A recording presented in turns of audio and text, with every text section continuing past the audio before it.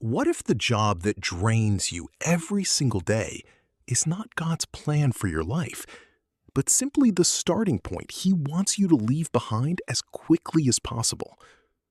There are millions of believers who wake up at 5 in the morning, work 10 or 12 hours a day, come home exhausted, receive their paycheck at the end of the month, and just 2 days later, the money is already gone. Then the next month begins, exactly the same way. The same cycle, the same fatigue, the same emptiness when the month comes to an end. And the most painful part is not even the physical exhaustion. It's that feeling that never leaves you. The feeling that God promised something greater than this, that you were created for something more, yet you do not know how to reach that more. Today, that cycle is going to be broken because the Bible contains a blueprint for profitable businesses that God designed so His people could stop trading time for money and begin building wealth with purpose. Deuteronomy 8:18 says, "Remember the Lord your God, for it is He who gives you the power to get wealth." Notice that it does not say the power to pay your bills. It says the power to get wealth. And that power is not found in a paycheck.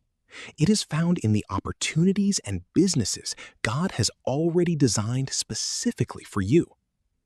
Maybe you are watching this video dreaming of financial freedom, dreaming of no longer depending on a boss, dreaming of leaving a real inheritance for your children.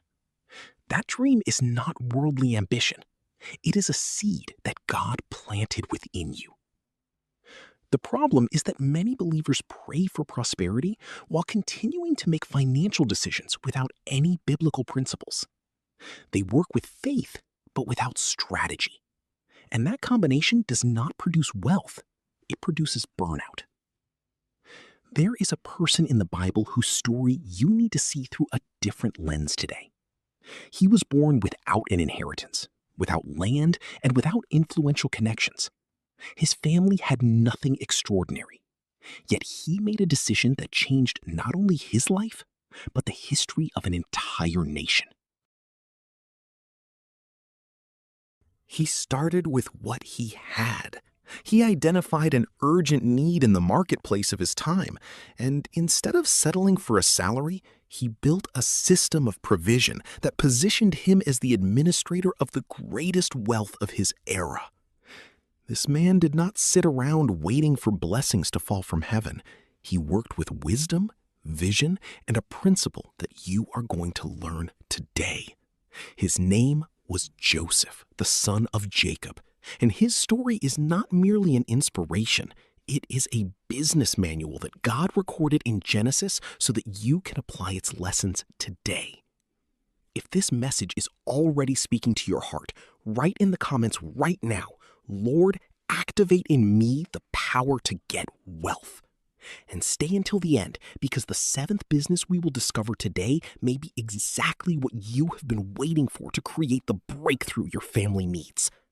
Together, we are going to uncover 7 profitable businesses that God has already revealed in His Word so that you never have to depend on a job alone again. The first business is land. The wealth that God placed beneath your feet is built on a financial principle established from the very beginning of Genesis, yet most believers never consider it a serious business strategy. It is the principle of land. Before stock markets, banks, cryptocurrencies, or technology startups ever existed, God had already designed the first wealth-building model for His people, and He literally placed it beneath their feet.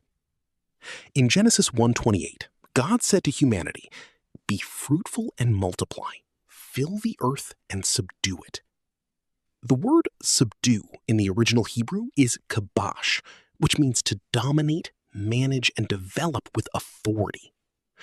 God did not say admire the earth. God said manage the earth. And that mandate has never been revoked. The wealthy understand something that the poor often overlook. Robert Kiyosaki wrote in Rich Dad, Poor Dad that assets pay you even while you sleep.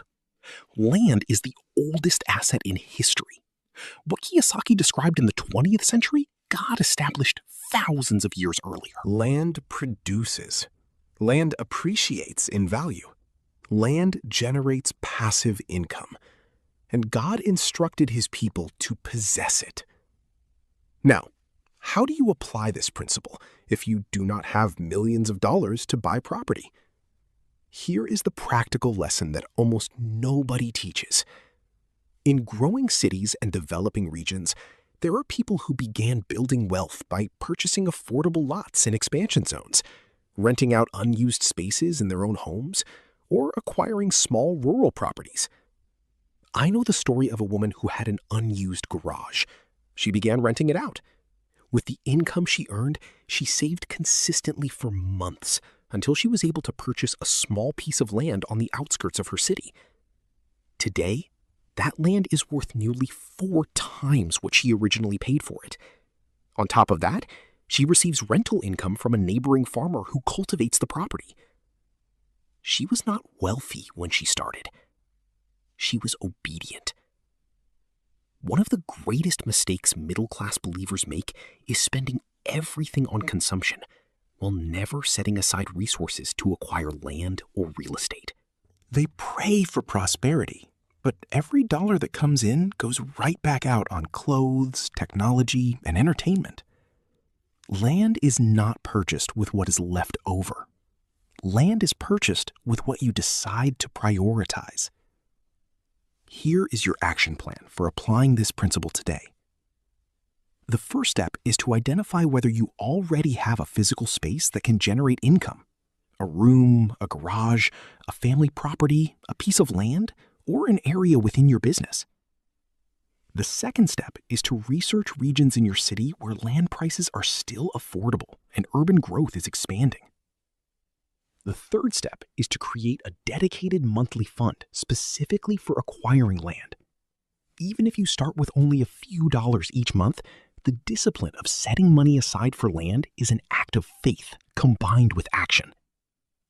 The fourth step is to consider partnering with other believers to purchase land together. The Bible is filled with examples of financial cooperation among brothers and sisters in faith. The fifth step is to pray with specificity. Do not ask God for prosperity in a vague and abstract way. Ask Him for wisdom to recognize the piece of land He has already prepared for you. The world says that land is only for the wealthy, but the Word of God says that land was given to humanity from the very beginning so that people could manage it and generate wealth through it. The second business is knowledge. Teach what you know and build an empire. Proverbs 24:3-4 says something that very few people recognize as a genuine business principle. By wisdom, a house is built, and through understanding, it is established. Through knowledge, its rooms are filled with rare and beautiful treasures.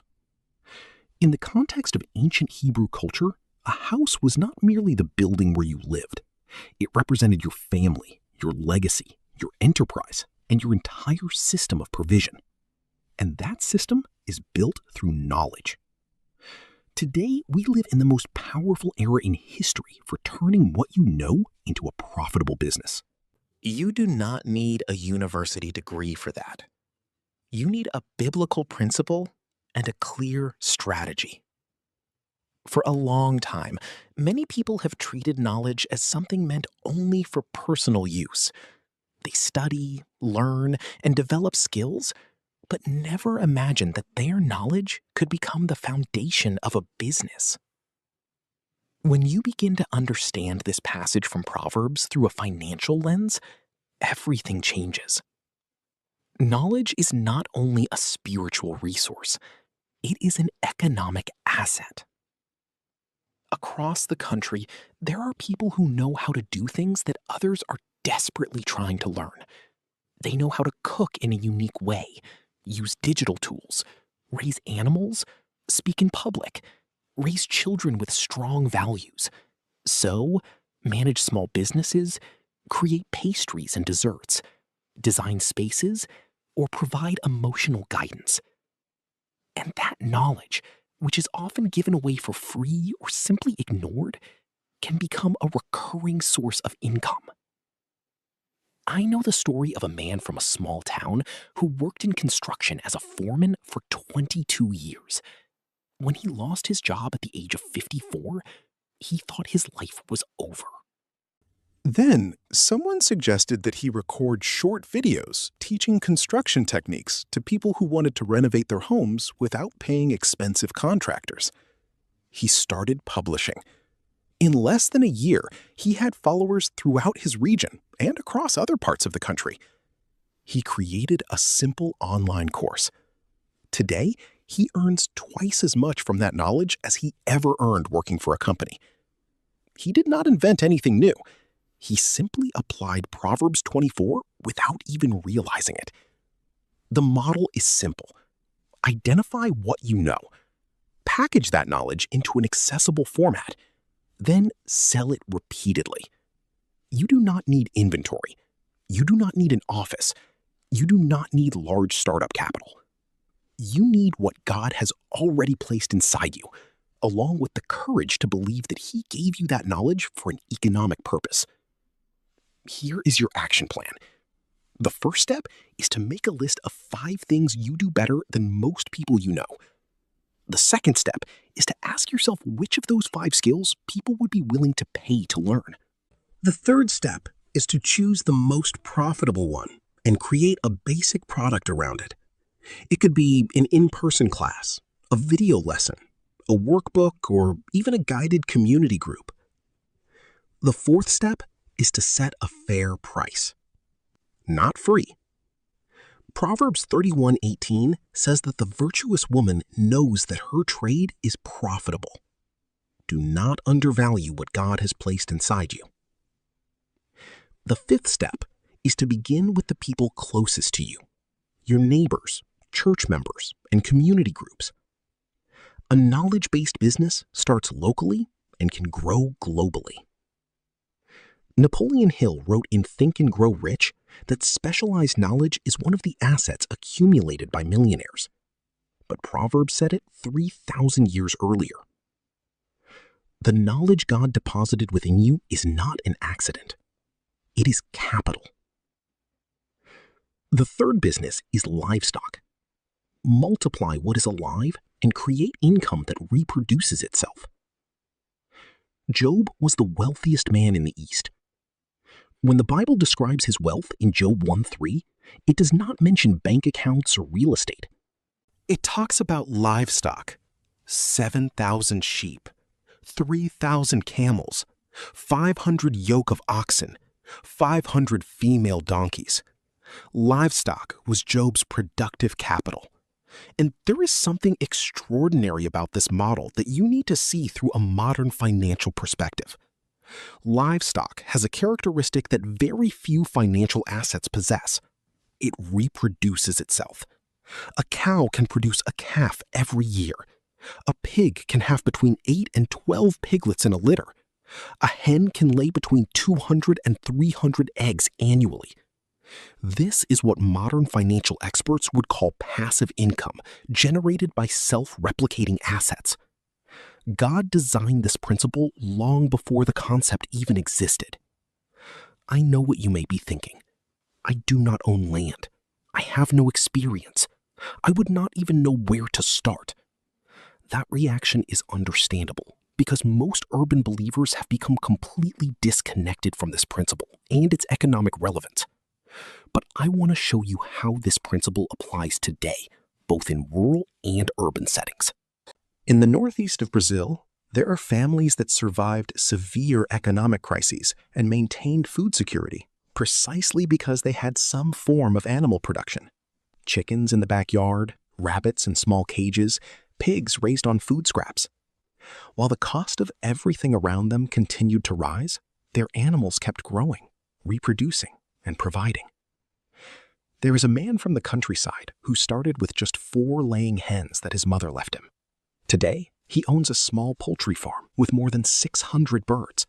He sells eggs, chickens, and organic fertilizer to local growers. He began in scarcity and ended up building a business. But if you live in a city and raising livestock is not a realistic option, listen carefully. The principle of livestock, translated into modern financial language, means owning assets that naturally multiply.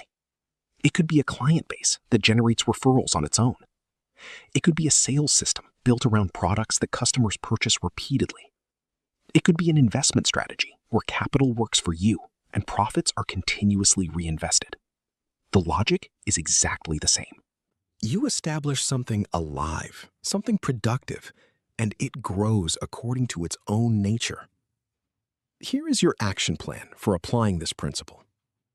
The first step is to determine whether you have access to any space where small-scale animal production is possible. The second step is to research which species have the highest demand and lowest startup costs in your area. Poultry is often one of the most affordable entry points. The third step, if you live in an urban environment, is to apply the principle through multiplying assets, such as investment funds, referral-based businesses, or recurring sales systems. The fourth step, and this is crucial, is to never consume everything your asset produces. Job did not eat all of his sheep. He cared for them so they could multiply.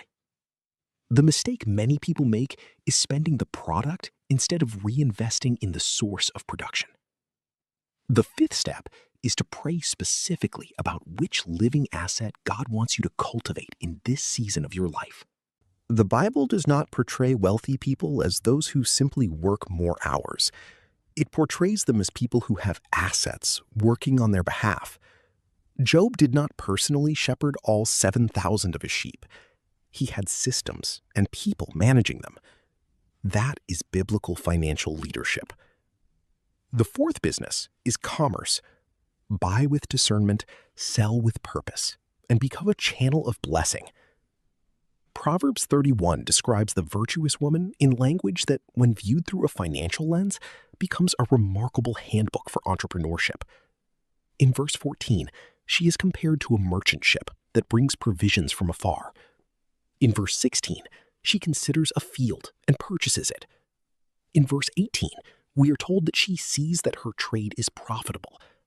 And in verse 24, she makes linen garments and sells them, supplying merchants with goods. This woman was not merely a devoted homemaker.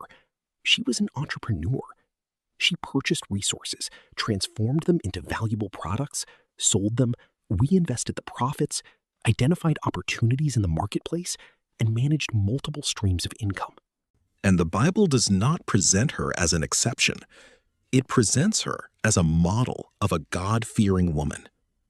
Commerce is one of the most accessible businesses anyone can start from scratch. It does not require a degree. It does not require a large amount of capital. It requires eyes that can recognize a need, hands that can connect supply with demand, and a heart that understands commerce can be a ministry of service when practiced with integrity. There is a story I love to share. A woman from a modest neighborhood began selling homemade lunches from the front of her house during the midday meal. With the profits from her first few months, she purchased a small freezer. She then began taking orders through messaging apps. Later, she started supplying meals to nearby businesses. Today, she operates multiple distribution points, employs people from her neighborhood, and earns more than her husband earned working at a factory. She applied the principles of Proverbs 31 without even realizing it. She identified a genuine need, provided a quality product, and never stopped reinvesting. One of the most common mistakes believers make in business is a lack of structure. They sell products, but keep no records. They have customers, but no clear pricing. They have inventory, but no system for replenishment. Then, when the business starts growing, everything falls apart because there is no organization supporting it. Here is your action plan for building a business through commerce. The first step is to identify 3 products or services that are in high demand within your community but are currently being served poorly. The second step is to calculate your true profit margin. Determine exactly what it costs to purchase or produce the item and how much you can realistically sell it for. If the margin is too small, look for a better opportunity. The third step is to start with a small and manageable catalog. Do not try to sell 100 different things at once. The fourth step is to create a simple record-keeping system, even if it is nothing more than a notebook. Track income, expenses, customers, and debts. People who do not know what they have eventually lose what they have. The fifth step is to reinvest a significant portion of every profit back into the business during the first 2 years. And the sixth step is to pray before every important purchasing decision. The woman in Proverbs 31 did not act on impulse. She considered a field before buying it. Considered means she evaluated, she prayed, she analyzed. Commerce done with integrity is a form of worship to God. When you offer a quality product at a fair price, you are becoming a channel of blessing to your community. And God honors that with prosperity. If you are involved in commerce or thinking about starting, tell me in the comments what your field is or what you are planning to open. I want to know what people are building across Brazil. The fifth business is agricultural production, the seed God promised to multiply. Ecclesiastes 11:6 says, "In the morning sow your seed, and at evening do not let your hands rest, for you do not know which will succeed, whether this or that, or whether both will do equally well." This is not just poetry. It is a direct financial instruction. Diversify. Sow in multiple directions. Do not stop until the harvest comes. Agricultural production as a business is perhaps the oldest and most sustainable model in the Bible. And in Brazil, where fertile land is abundant and the demand for healthy food grows every year, this business has extraordinary potential that most believers completely overlook. There is a very deep mindset error in Brazilian communities regarding agriculture. It is often seen as something for poor people, for those who had no other option, for those who were left behind. That mindset is a financial trap. Well-executed agriculture, especially organic or high-value food production, can generate income that surpasses many so-called prestigious professions. There is a family from the countryside of Maranhão that for generations grew cassava only for their own consumption. When the eldest son returned from training in Teresina, he proposed converting part of the land into organic spice production. It took almost 2 years to structure the business and secure the first steady clients. But once the product reached specialized markets in São Luís, the price per kilogram was 3 times higher than regular spices. They started with seeds and ended up with a market, and they are still expanding. The Bible also presents a principle that modern agronomists confirm as absolutely true. Well-cultivated land produces increasing results. Isaiah 28:24 describes the wise farmer who prepares the soil differently for each crop. He does not sow everything the same way. He does not treat everything equally. He has discernment.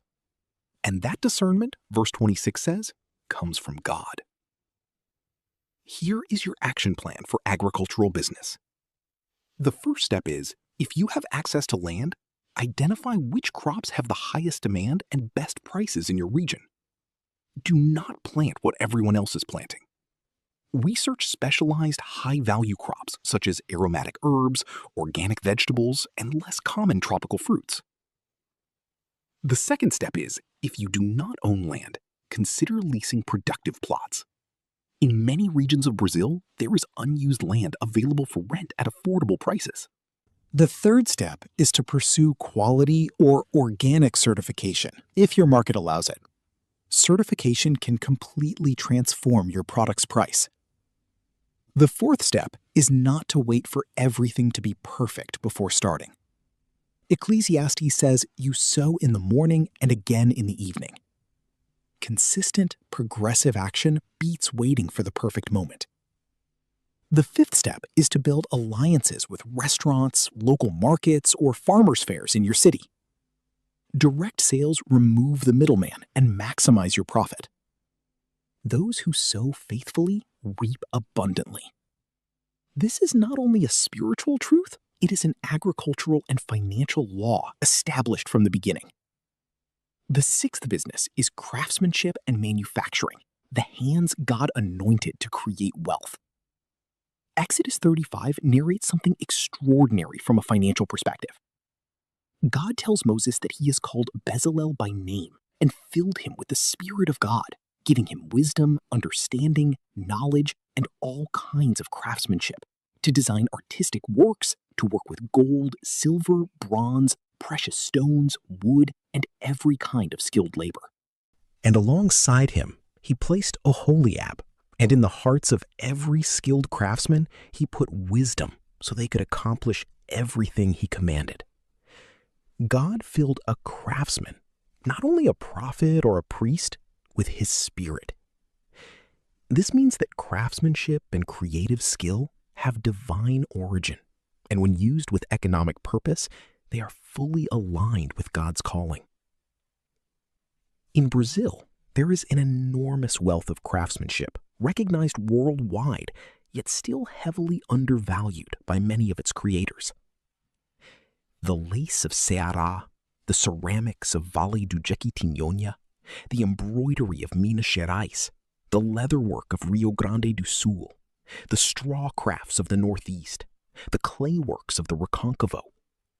These are industries with global demand, yet many of their producers struggle because they have not learned how to connect their talent to the right market. I know the story of a craftswoman from Caruaru in Pernambuco who sold her clay pieces at local markets for very low prices. One day, someone helped her open a store on an international online platform. The same piece she sold for 20 reals locally began selling for 200 reals to buyers in the United States and Europe. She did not change the product, she changed the channel. Bezalel had anointed hands. She did too. The difference was bringing the product to the right market. The most common mistake in craftsmanship and manufacturing businesses is undervaluation. Brazilian artisans often calculate price based only on materials and forget time, talent, experience, and the scarcity of what they produce. If God anointed your hands to create something not everyone can create, then that work has a price the right market must pay. Here is your action plan for this business. The first step is to clearly identify what your hands do better than most people around you. It could be sewing, woodworking, jewelry making, ceramics, artistic baking, leatherwork, textiles, metals, or decoration. The second step is to research the right market for your product.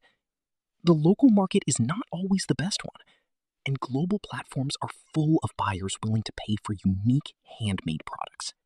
The same piece she sold for 20 reals locally began selling for 200 reals to buyers in the United States and Europe. She did not change the product, she changed the channel. Bezalel had anointed hands. She did too. The difference was bringing the product to the right market. The most common mistake in craftsmanship and manufacturing businesses is undervaluation.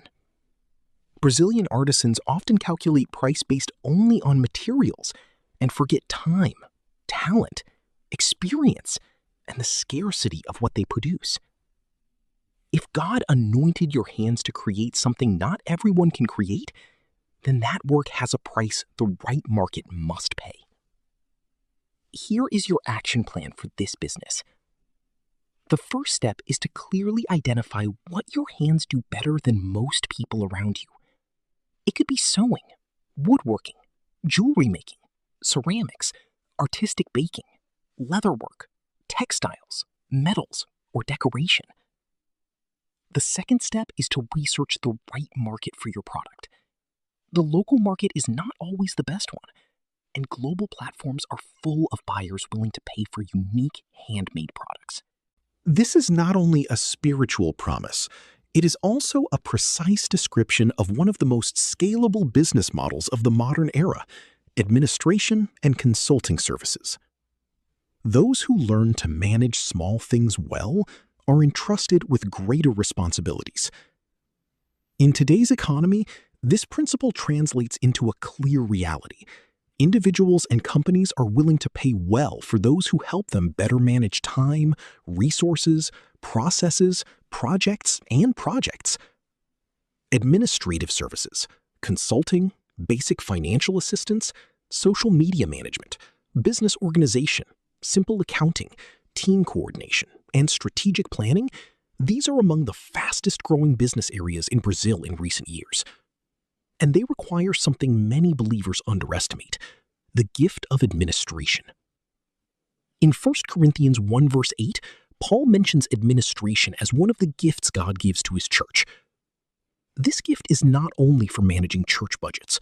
When applied to business, it can generate extraordinary income. There's a young man from Caucaia in Greater Fortaleza who spent 2 years working as an administrative assistant in a medium-sized company. He learned everything about schedule management, file organization, supplier coordination, and client communication. When he resigned, he did not look for another job. Instead, he offered the same services to 3 small businesses simultaneously as a virtual assistant. Each company paid him half of what a full-time employee would cost, but he served all 3 at the same time. In his first year, he tripled his previous income. He did not invent anything new. He simply applied what he already knew with excellence to those who needed it.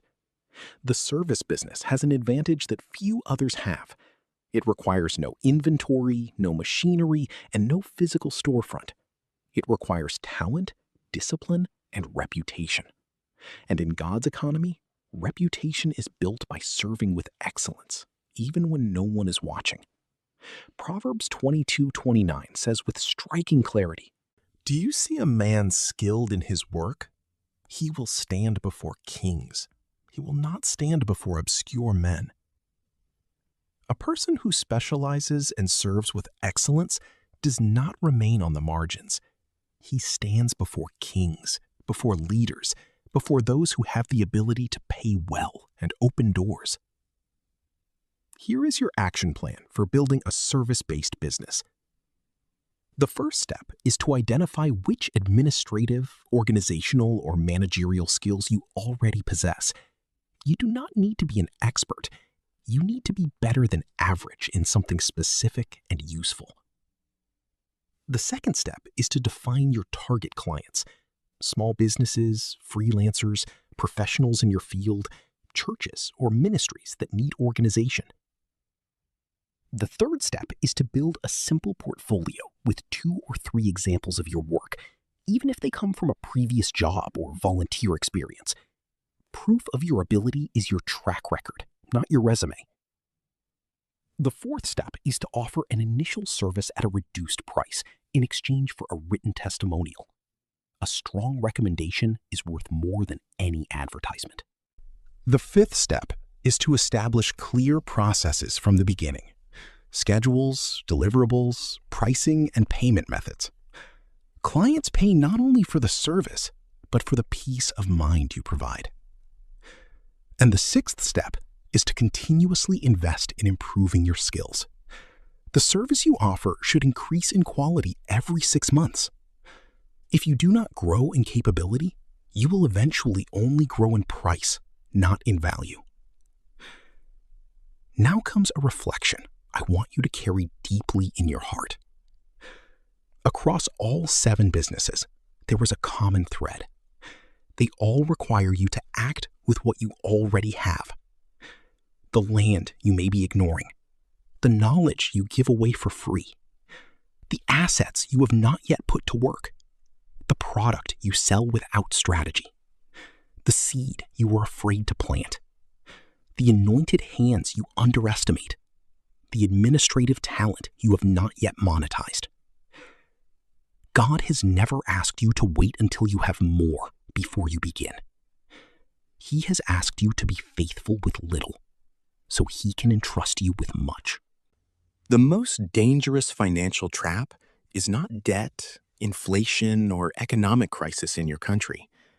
The most dangerous trap is believing you have nothing to start with, when in reality, God has already placed everything you need inside you to build the business that will change your family's history. If this content has spoken to your heart today, like this video now and share it with someone you already have in mind, a relative, a friend, a church member who's been searching for a way forward for a long time.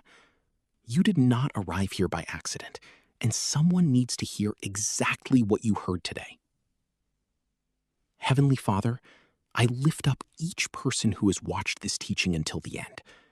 Lord, you who are the God of all wisdom, the owner of the mountains and the valleys, the one who gives the power to acquire wealth, pour out today upon your people a new revelation of their economic purpose.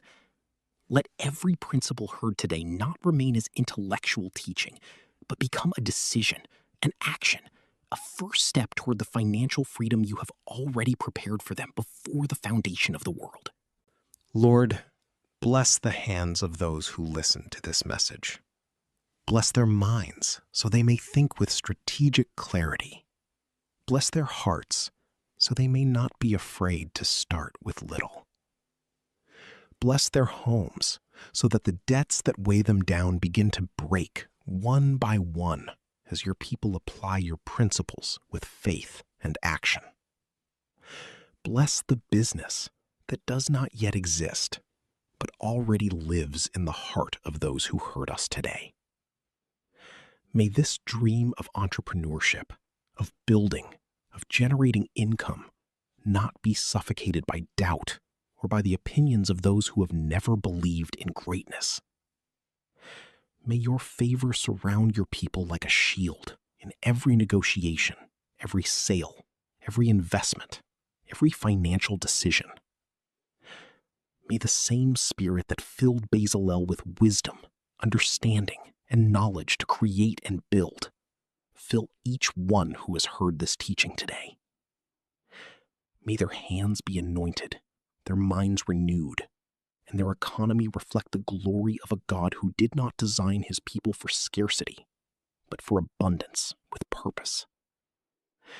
May each one become a living testimony that it is possible to be prosperous and honest, to be blessed and generous, to build wealth while remaining faithful to the principles of the kingdom. Amen. And now, before ending this video, write in the comments this declaration of faith. From today on, I decide that God is the owner of my business, and I walk toward the financial freedom He has prepared for me. Whoever cultivates his land will have plenty of bread, but whoever follows the idol is lacking sense. Proverbs 12:11. Until the next video.